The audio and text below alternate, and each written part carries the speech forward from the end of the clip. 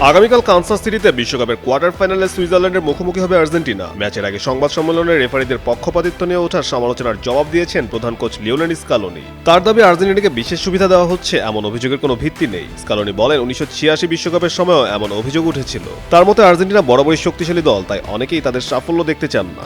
Farm fresh পাস্তুরিত তরল দুধ, বেশি ভালো দুধ।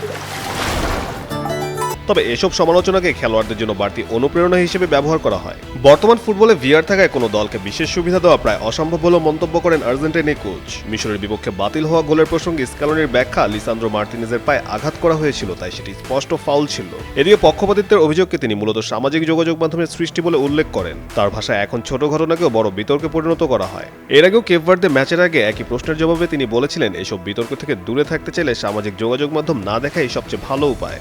স্কালোনির মতে এখন যে কেউই কোনো প্রমাণ ছাড়াই কিছু পোস্ট করে সেটিকে মুহূর্তেই ভাইরাল করতে পারে। তবে আর্জেন্টিনা দল এসব সমালোচনায় কান দিচ্ছে না। শেষ 16 ম্যাচে মিশরের একটি গোল বাতিল হওয়া এবং শেষ দিকে তাদের পেনাল্টি আবেদন ভিআর রিভিউ না হওয়ায় আর্জেন্টিনার বিরুদ্ধে পক্ষপাতিত্বের অভিযোগ ওঠে। যদিও 78 মিনিট পর্যন্ত 2-0 গোলে পিছিয়ে থেকেও শেষ পর্যন্ত 3-2 ব্যবধানে দারুণ এক জয় তুলে নেয় আলবিসেলেস্তারা।